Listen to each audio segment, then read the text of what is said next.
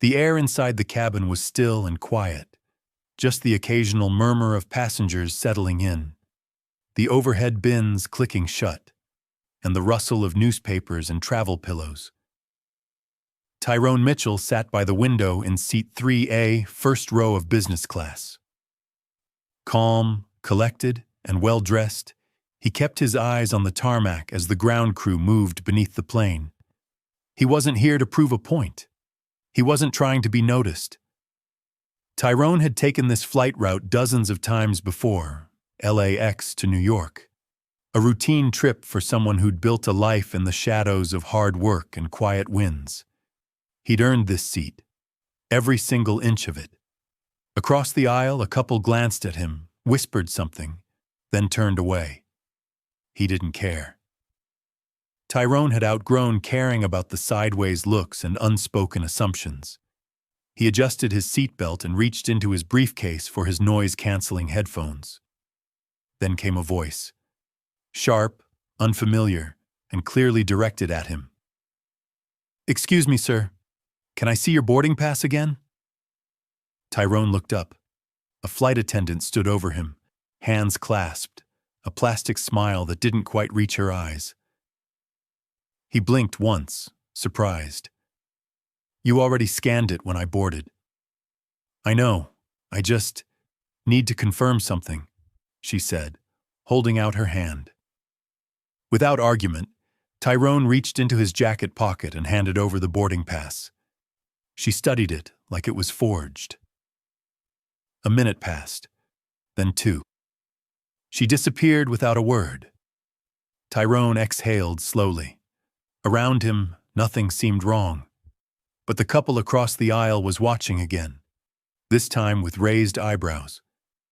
The man muttered something under his breath. 5 minutes later, the flight attendant returned, this time with a second one behind her. They weren't smiling. "Sir," the first one said, "I'm going to need you to step off the aircraft." Tyrone stared at her, confused. "I'm sorry?" "There's been an issue with your ticket. You'll have to come with us." He looked down at his pass, then up at them. "I paid for this seat." "What kind of issue?" The second attendant stepped forward. "It's a security matter. You'll need to speak with the gate agent." A few passengers turned their heads now. The buzz was growing. A middle-aged man in the row behind Tyrone scoffed and muttered, "Should have known." Tyrone felt that familiar knot in his chest tighten. This wasn't about a ticket. And deep down, he knew it. "Let me get this straight," he said quietly. "You're removing me from the flight. No explanation?" "It's procedure," one of them said. "You're delaying the departure." The tone wasn't just firm, it was dismissive. Tyrone stood up slowly, adjusting his blazer, refusing to let them see any trace of frustration. He'd dealt with this kind of thing before. Not here. Not like this. But he wasn't unfamiliar with the pattern. He grabbed his briefcase, took one last look at his seat, and stepped into the aisle. All eyes were on him now, some filled with judgment, some with pity. A few just stared. The pilot hadn't said a word. No one had. As he walked down the narrow aisle toward the exit, something inside him shifted. This wasn't just a removal. This was a message, one they didn't even try to hide. And Tyrone Mitchell didn't take kindly to being silenced. As he stepped off the plane, the gate agent avoided eye contact. The moment his feet touched the terminal floor, he pulled out his phone. He didn't yell, he didn't threaten. He simply opened his contacts and made one call. "Derek," he said calmly, "I need a favor, big one." The voice on the other end didn't hesitate. "I'm listening." Tyrone looked back at the plane he was just removed from, not with anger, but with purpose. They just made the worst mistake of their careers. Tyrone sat in the terminal lounge, phone still in hand. Across the terminal window, the plane was still parked. Passengers boarded, the same flight he was supposed to be on. "Talk to me," came Derek Thompson's voice on the other end. Tyrone leaned forward. "I was just kicked off Flight 827. No explanation. They claimed it was a ticket issue, but it wasn't. You know what it was." Derek paused, his voice cool but direct. "They know who you are?" "Number, that's the point. To them, I was just another problem." Derek's silence was heavy. He and Tyrone had known each other since college. Two black men who climbed out of systems designed to keep them on the ground. They didn't complain. They built. Quietly. Relentlessly. Tyrone wasn't just a successful businessman. He was one of the principal shareholders of the holding company that recently acquired majority control of the airline. And Derek? He wasn't just a friend. He was the managing director of that very holding company. "I'll handle it," Derek said. "But I want this done right." "I don't want a statement," Tyrone replied. "I don't want PR fluff or someone to send me an apology email. I want them to look me in the eye when they realize who they just humiliated." Derek exhaled through the line. "Say less. I've got something in motion already." Tyrone stood up, his briefcase in hand. "They think I didn't belong in that seat. Let's make sure next time they remember who builds the planes they think they own." He hung up and walked calmly through the terminal, steps firm, spine straight. He didn't have to scream to shake the room. The storm was coming, and it wasn't loud. It was calculated. Back in New York, Derek Thompson's office buzzed with movement. He was already on a video call with the executive board. The moment he explained what happened, the room grew tense. One of the directors leaned in. "Wait, this happened to Tyrone? On our airline?" Derek's stare was stone cold. "They dragged one of our own off the plane like he was some sort of threat. No investigation, no apology, just assumptions." "We can discipline the crew," someone offered. "Maybe issue a—" "No," Derek cut in. "We don't brush this under the rug."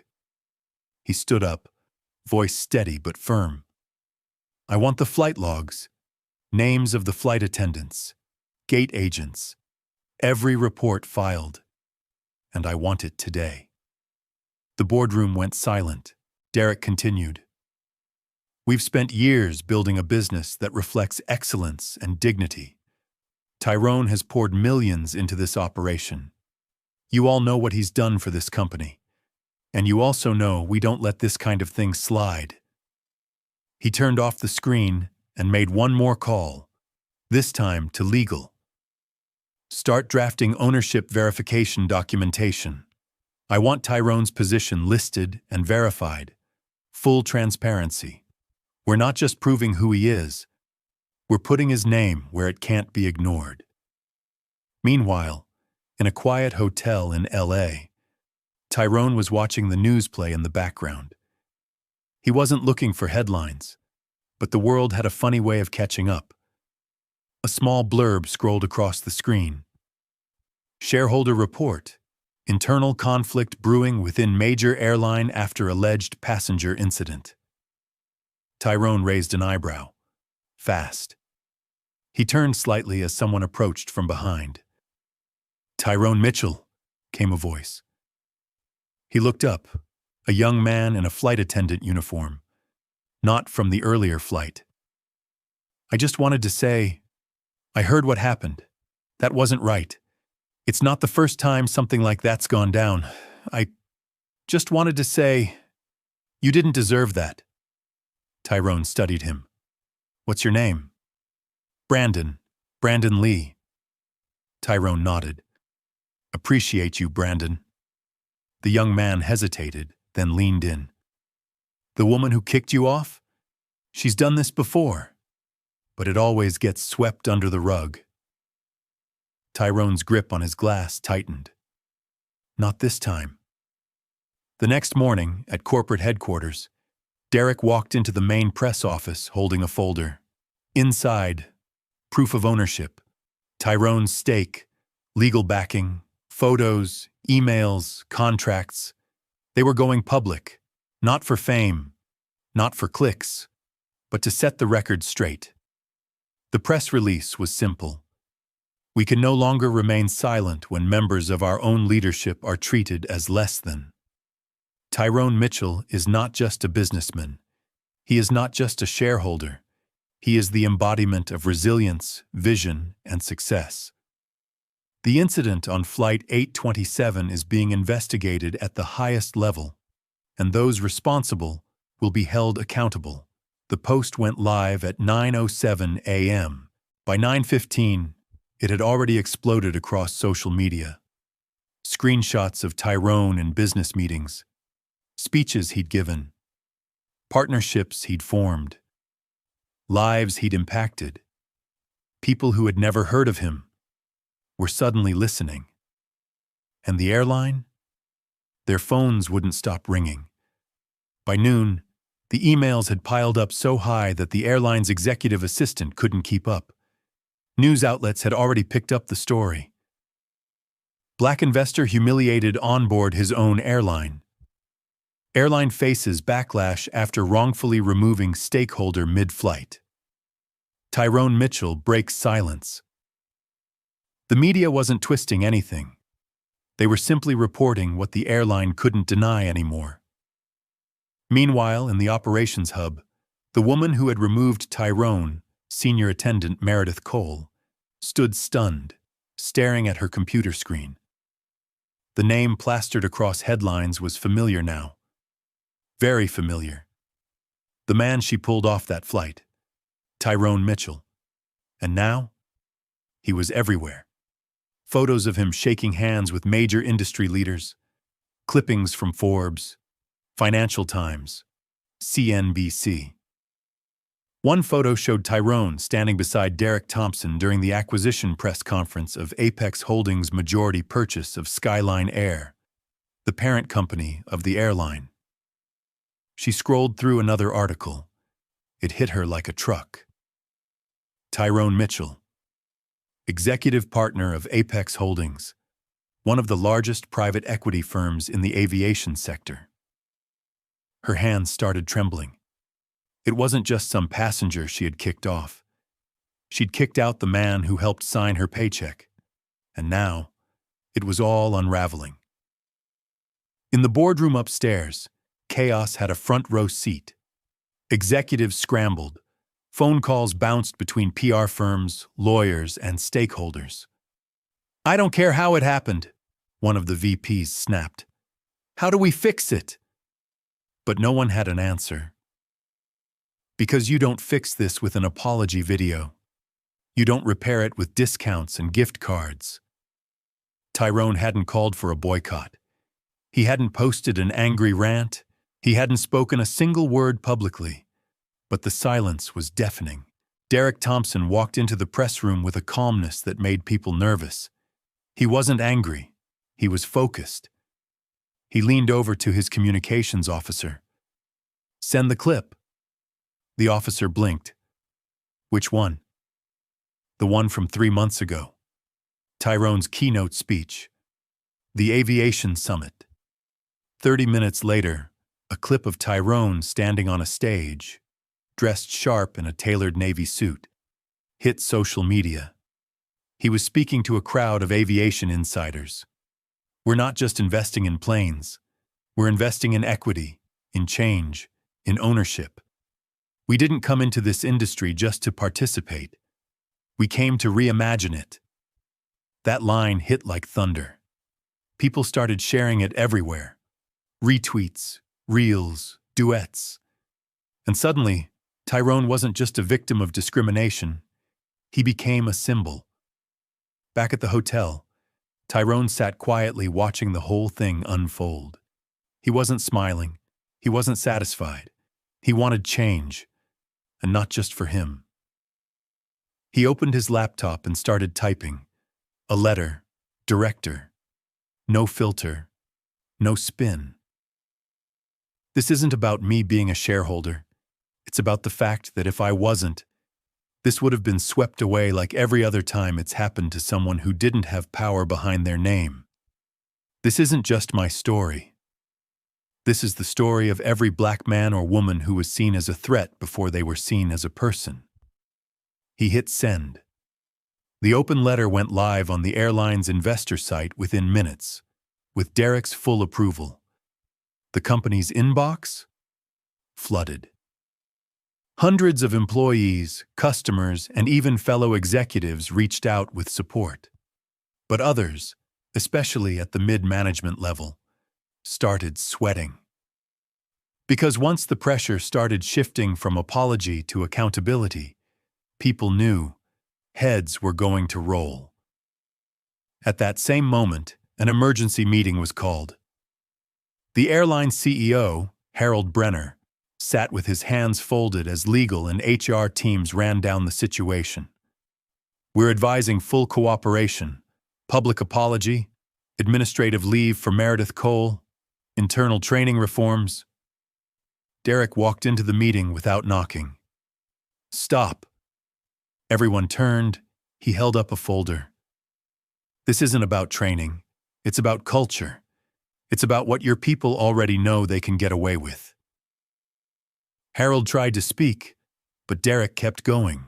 You allowed a system where someone can pull a man off a plane based on a feeling. No questions, no consequences.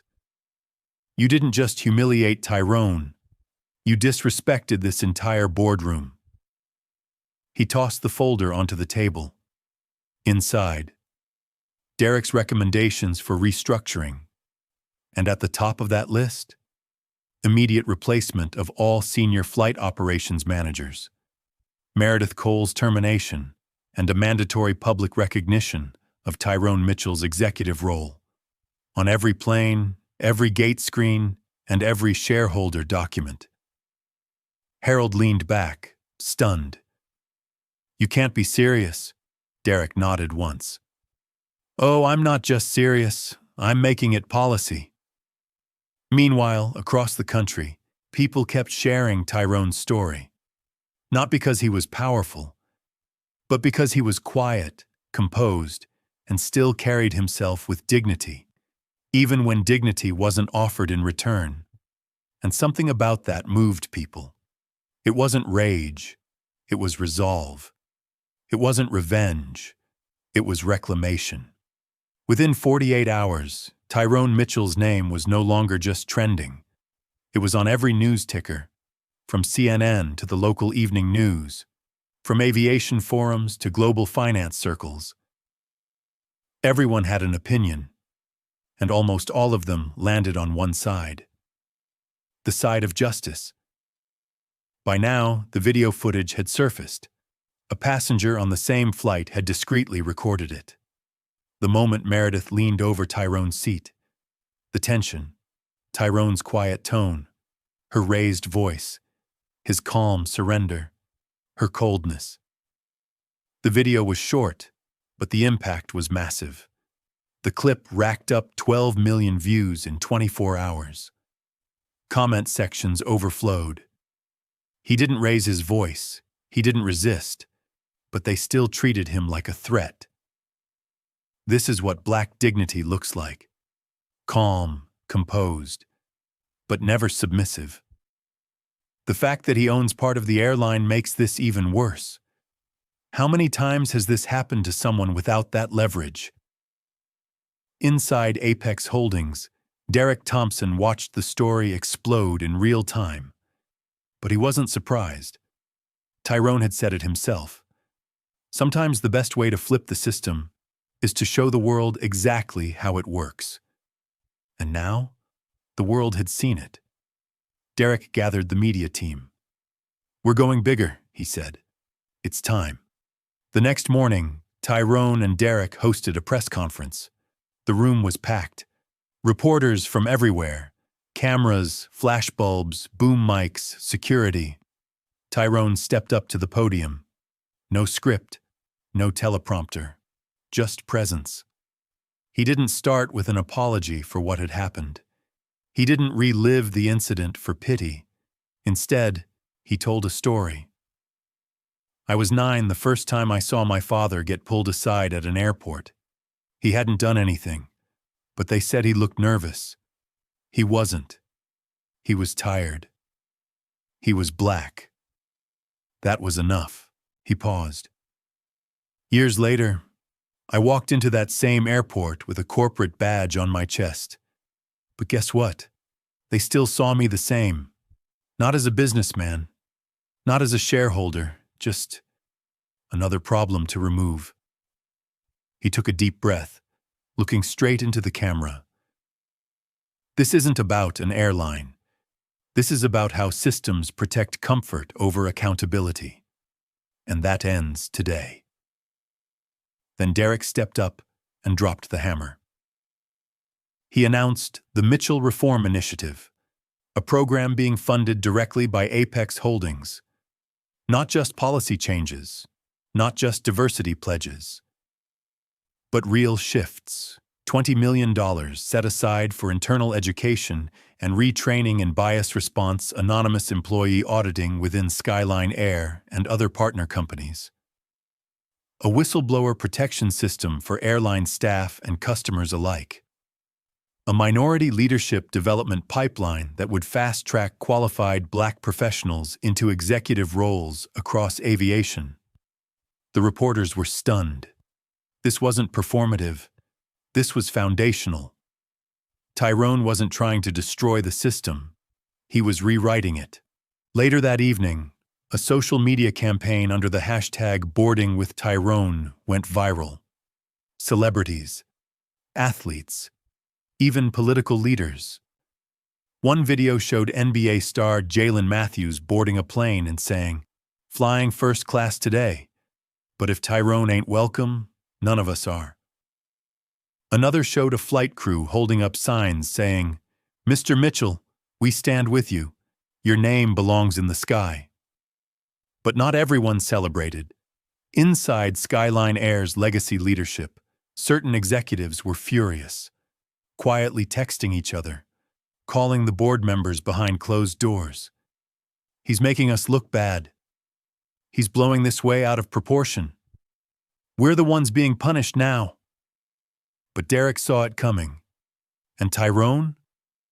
He didn't care, because for every whisper of resistance, there were hundreds more voices rising up in solidarity.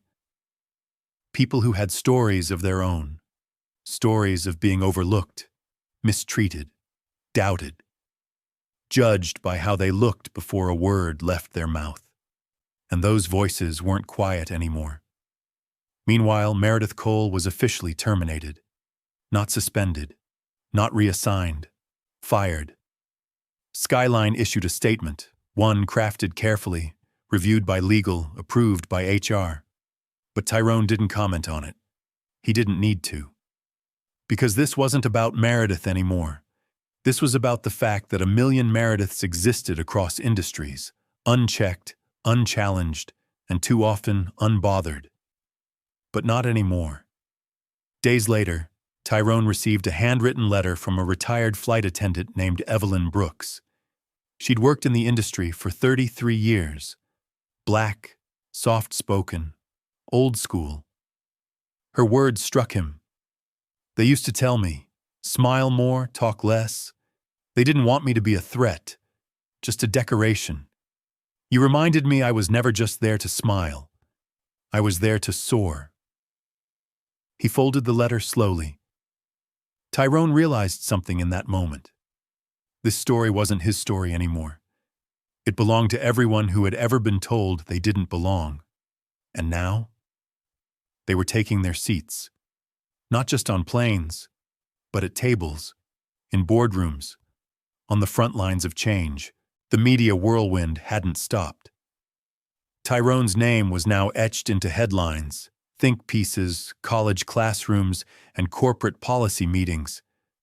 But inside his mind, things had slowed to something deeper, something quieter.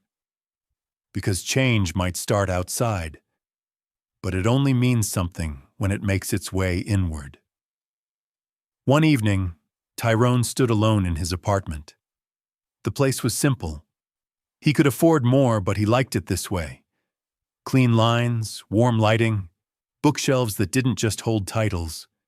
They held his story. He poured himself a glass of water, leaned against the counter, and opened a box he hadn't touched in years. Inside were pieces of a younger version of him, photos of his mother, torn pages from his journals, a faded boarding pass from the first flight he ever took, a one-way trip to college, back when money was tight and ambition was everything. He found a letter, too, one his mother had written before she passed. "Son, they may not see your worth right away, but walk like it's visible, speak like it's loud, and build something so strong they can't erase it, even if they try." That letter had lived in his back pocket the day he walked into Apex Holdings for his first interview. It had lived in his wallet the day he signed the acquisition papers for Skyline Air. It was still with him the day Meredith Cole asked him to leave his seat. And now? It was guiding something far bigger than he'd ever planned. But not everyone had the full picture. A week after the press conference, Tyrone received an unexpected call from a woman named Angela Rhodes, head of human resources at Skyline, and one of the few people who had quietly been working behind the scenes for years trying to push reform. She asked to meet. At first, Tyrone hesitated. Then he said yes. They met at a coffee shop, nothing formal. Angela wore a soft blue blazer, her hair pulled back neatly. She looked tired. Not the kind of tired that came from lack of sleep. The kind that came from pushing against walls that never seemed to move. She got straight to the point. "I tried to protect you, Tyrone. I really did. When I saw your name flagged in the incident report, my heart dropped. You didn't deserve any of that. But they weren't listening to me. They hadn't been for years." He didn't interrupt. He let her speak. "When you walked out of that plane, when you stayed silent instead of blowing up, that was the loudest thing I've ever seen." Tyrone nodded slowly. It wasn't silence. It was strategy. Angela leaned forward. "What you're doing now, it's not just historic. It's making people inside rethink everything. You've given folks like me leverage. They're finally listening." They talked for almost an hour. Not about lawsuits, not about statements, about legacy, about dismantling the entire structure of who gets to feel qualified, about letting kindness and competence take the front seat again. When they stood to leave, Angela said something that stuck with him. "This isn't just change, it's correction." Meanwhile, across the city, Derek Thompson was orchestrating more moves. He'd seen how companies reacted to scandal before. They'd throw out a few statements, maybe reshuffle some departments, slap a few photos of diverse hires on their websites, then back to business as usual. But not this time. Derek had organized a private summit, closed door, off the record. Leaders from the top 5 airlines in the country, a few influential investors. No press, just pressure. He told them plainly, what happened to Tyrone?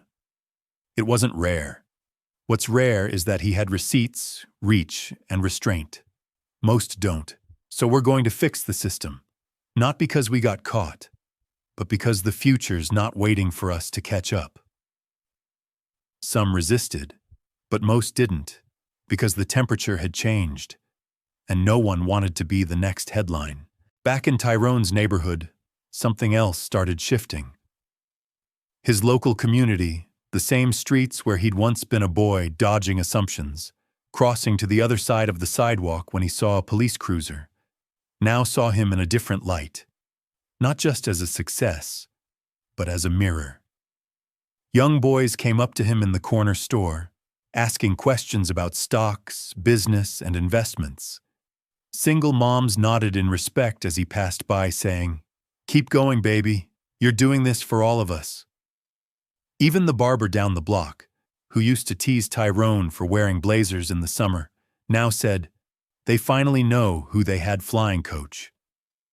One night, Tyrone got a call from his godfather, Leon, a retired train conductor who had helped raise him after his mom passed. Leon was a man of few words, but his voice carried weight. I seen the footage. All of it. A pause. You handled it like your mom would have. Another pause. Proud of you. But don't stop. You got a key now. Don't just unlock the door. Break the whole damn wall. Tyrone smiled. That's the plan. Weeks later, Skyline launched its new in-flight video campaign, featuring voices from across its staff, highlighting every level, every story. At the very end, a calm, familiar voice delivered the tagline. At Skyline, we rise together. Not above you, beside you. It was Tyrone's voice. But nowhere in the ad was his name mentioned. Because this story wasn't about ego. It was about equity. As the months passed, Tyrone's life became a blend of quiet fulfillment and ongoing progress. The fight had never been about fame or vindication. It had been about breaking chains that others couldn't even see because they'd been forged with the weight of generations. Now, those chains were beginning to crumble. Tyrone stood in front of a packed crowd at the annual Equality and Inclusion Summit in New York. The lights above him flickered for just a moment, and he took a deep breath. He could feel the weight of the moment. There had been many moments like this before. Press conferences, speeches, meetings. But this time was different. He wasn't speaking just for himself. He was speaking for everyone who had ever been dismissed, underestimated, or silenced. For everyone who had ever felt that their worth was hidden beneath the surface. And as he began to speak, he felt the power of those unspoken words echoing through the room. I stand here today, not because of what happened on that plane, but because of what happened after. Because when people came together, when they said enough and meant it, change started to feel possible. The crowd listened intently, some nodding, some wiping away tears. Tyrone continued, What I've learned is this. It's not enough to be decent. It's not enough to simply tolerate differences. We need to celebrate them. We need to lean into discomfort, because growth, real growth, only happens when we choose to face it. When we choose to reclaim our stories from the ones who've tried to bury them. A round of applause echoed through the room. But Tyrone's words weren't for the applause. He had been to too many events where applause was just a way to pass the time until the next soundbite. He had been through it all. The rejection, the ridicule, the stereotypes. And now, here, he was redefining what success looked like. After the summit, a press team approached him, eager to get his thoughts on the future of diversity in the corporate world. They wanted sound bites, quotes, and statistics. But Tyrone's response wasn't what they expected.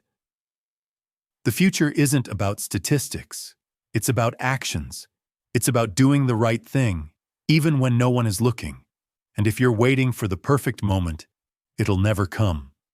We've got to act now. He smiled, knowing that this wasn't about proving anything to anyone. It was about making sure that future generations, whether they were sitting in boardrooms or flying in coach, wouldn't have to carry the weight of other people's biases. Meanwhile, Derek Thompson had managed to secure a partnership between several major airlines, forming a collaborative diversity and inclusion coalition.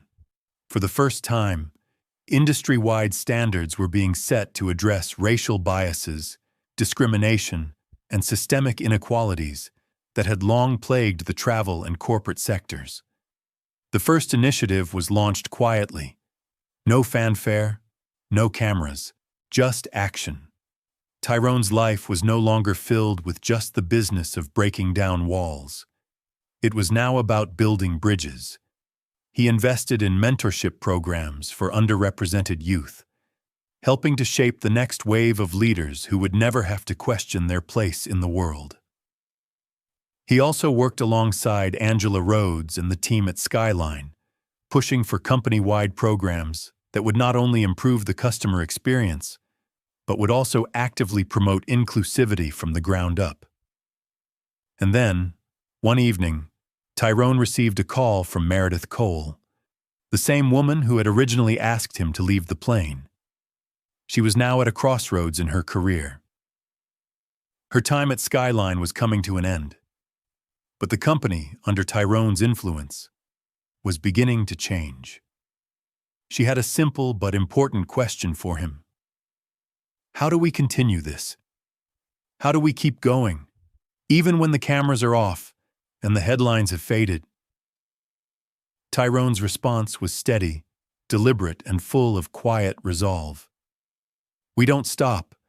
We just make sure that when we see someone struggling, we give them a hand, and we keep pushing for the world we know is possible, the one that never stops making space for everyone to sit at the table. Meredith paused for a moment, then said softly, "You've changed everything. I'm proud of you."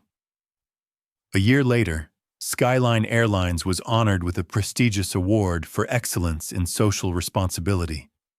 Their commitment to equity, transparency, and inclusivity was becoming a beacon in the industry, a model that others were starting to replicate. And as for Tyrone, he'd never planned on becoming a symbol. But now, he was far more than just a businessman. He was a living example of how one person's decision could change the course of an entire industry. One evening, Tyrone sat in his apartment, staring out the window. The city was quieter than usual, a calm before the storm of another busy week. He could hear the hum of cars and the distant murmur of people in the streets below, but it all felt peaceful. He was content. It wasn't about fame. It wasn't about making a name for himself. It was about something bigger. And then, as the phone buzzed in his hand, he smiled. It was an email from the Harvard Business Review, asking him to contribute to an article about the role of social change in corporate leadership. But this time, it wasn't about a soundbite. It was about leaving something that would last.